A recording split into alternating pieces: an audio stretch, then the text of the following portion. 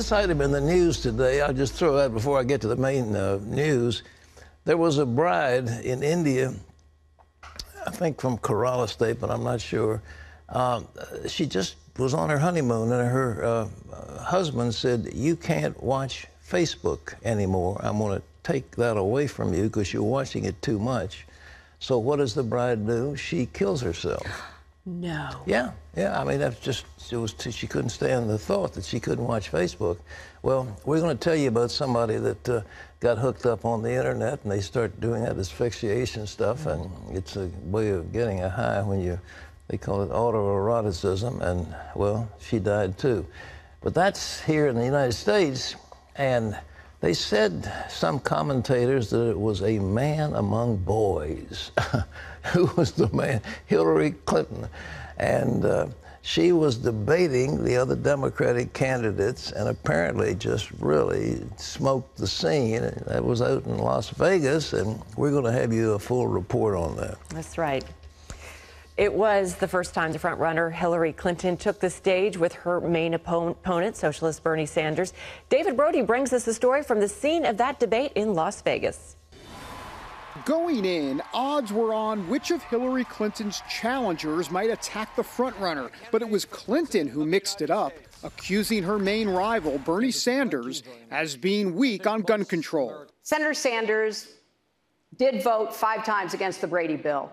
Since it was passed, more than 2 million prohibited purchases have been prevented. What I can tell Secretary Clinton, that all the shouting in the world is not going to do what I would hope all of us want, and that is keep guns out of the hands of people who should not have those guns and end this horrible violence that we are seeing. And it wasn't only the participants who put Clinton on the spot. Are you a progressive or are you a moderate? I'm a progressive, but I'm a progressive who likes to get things done. She also faced questions about reversing positions on issues like the recent trade agreement. Do you change your political identity based on who you're talking to? No, I think that, like most people that I know, I have a range of views, but they are rooted in my values and my experience. As for the big controversy regarding the private email server that she used as Secretary of State, it not only wasn't an issue in this debate.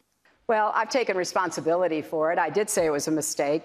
It actually gave Clinton one of her best moments as Sanders came to her defense. I think the Secretary is right. And that is that the American people are sick and tired of hearing about your damn emails. Thank you. Me too. Me too. That friendliness came to an end when the conversation turned to the Vermont senator's self-described socialist views. Democratic socialism is saying that it is immoral and wrong that the top 1/10 of 1% in this country own almost 90%, own almost as much wealth as the bottom 90%. Then Sanders started praising socialist-type programs in Europe. I think we should look to countries like Denmark, like Sweden, and Norway, and learn from what they have accomplished for their working people. I think what Senator Sanders is saying certainly makes sense in the terms of the inequality that we have. But we are not Denmark. I love Denmark. We're the United States of America. That exchange led to Sanders accusing Clinton of being too cozy with Wall Street and big banks. Secretary Clinton, Congress does not regulate Wall Street. Wall Street regulates Congress. Sanders and Clinton also seem to differ on how Edward Snowden should be viewed after giving away American secrets. He broke the laws of the United States. I think Snowden played a very important role in educating the American people to the degree in which our civil liberties and our constitutional rights are being undermined. The other players on stage, like Jim Webb and Lincoln Chafee, really couldn't break through, though former Maryland Governor Martin O'Malley did take a dig at Clinton's call for a no-fly zone right now in Syria. I believe that a no-fly zone in Syria at this time, actually, Secretary, would be a mistake.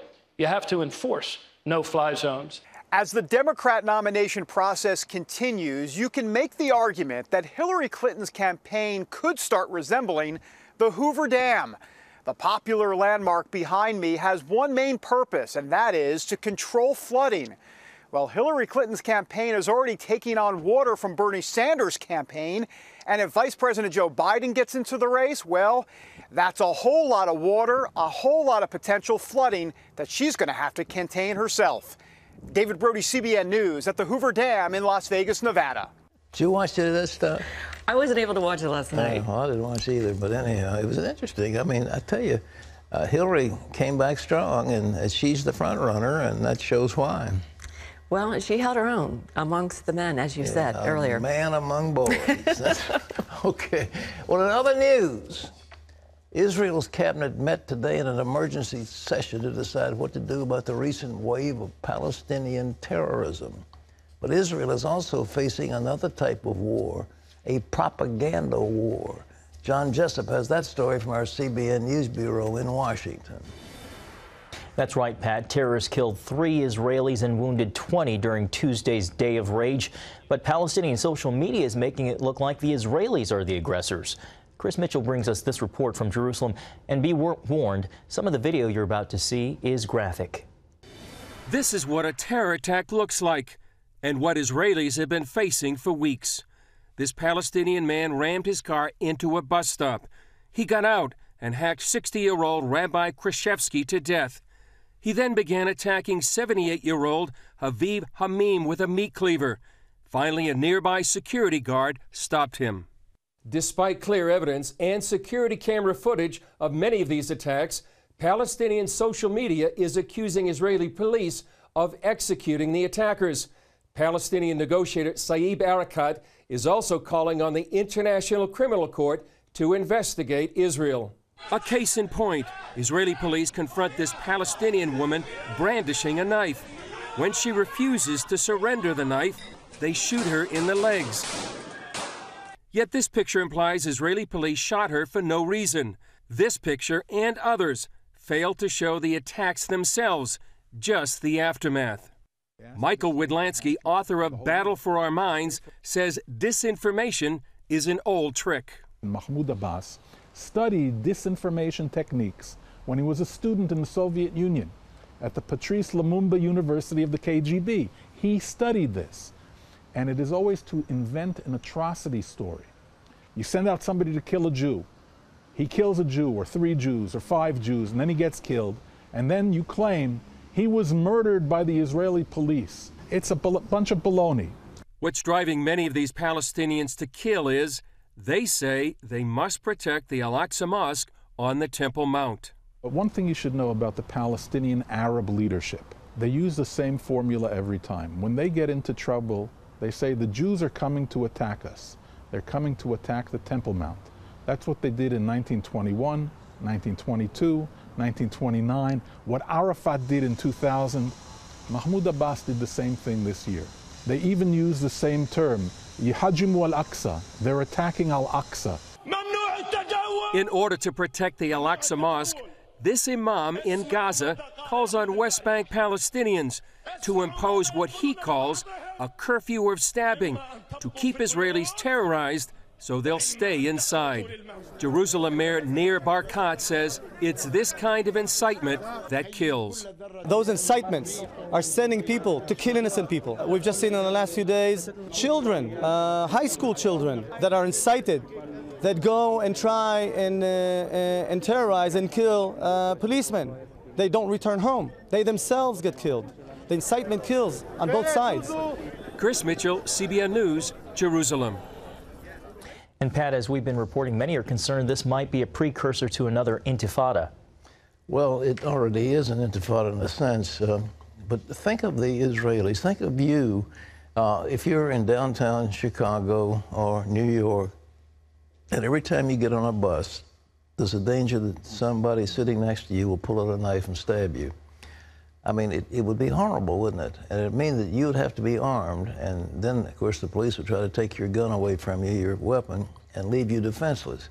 And all those Israeli people don't want to go around with guns, nor do they want to have soldiers on every single bus or every single means of public transportation. But this is spontaneous in a sense, and it's going to be very hard for Israel to stand against it. But those of us who know and love the truth must stand with Israel on this one. They are lying about this situation, and we will not be deceived by those lies. But unfortunately, what Russ, Lindbergh, whatever his name is, Limbaugh calls the drive-by media. They don't pay attention to this stuff. They pick up little snippets. So we've got to be better than the drive-by media. We've got to know what's going on, and we do know. And we're going to stand with Israel in this one because this thing is incited by the Palestinians to, well, weaken and destroy Israel. John? Pat, Planned Parenthood says it won't take any reimbursements for the body parts of aborted babies, but it will continue to harvest fetal tissue for research.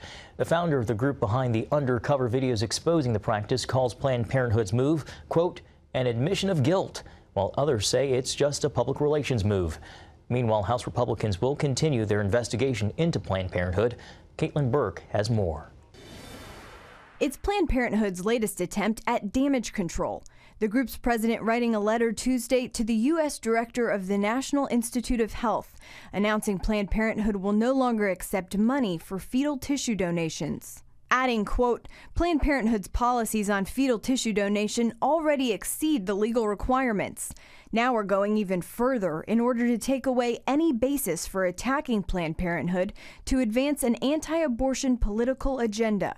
The letter comes after Planned Parenthood's practice of selling baby body parts was thrust into the national spotlight through undercover videos from the Center for Medical Progress.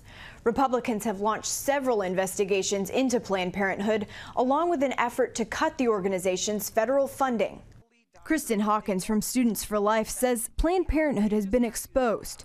Now it's up to the American public to pull its support. Planned Parenthood wants us to use this so they can say, oh, well, we took care of that. And really the question that we're asking on college campuses is if your health care provider just admitting that it's no longer going to sell the parts of aborted babies, do you trust them on anything else? Planned Parenthood says its fetal tissue program currently takes place in 2 states, California and Washington. The Washington state affiliate already has a policy of accepting no reimbursement. The remaining clinics will now be following suit. Caitlin Burke, CBN News. Thanks, Caitlin. And Pat, I imagine this new move probably won't do much to quiet the uproar. Well, it shouldn't, but we'll never could. I tell you, they are masters of deceit. They really are. They have obfuscated. I remember some years ago, I brought out a monograph that Margaret Sanger had written talking about breeding the thoroughbred. It was so clear what she wanted. It was so clear the Nazis picked up her views in relation to the master race. And yet the Planned Parenthood denied the whole thing, denied it ever happened, denied that Margaret Sanger had said what she said. I mean, I had it in writing. I mean, the monograph was there, printed, but they denied it ever happened. So they're denying this too, and the people who are giving them all this money, and as it was pointed out, I think 97, 98% of all the donations from Planned Parenthood go to Democrats. And the Democrats figure that's a piggy bank they can have, and so they can keep chunking your money into that piggy bank, and the piggy bank comes back and pays off for them.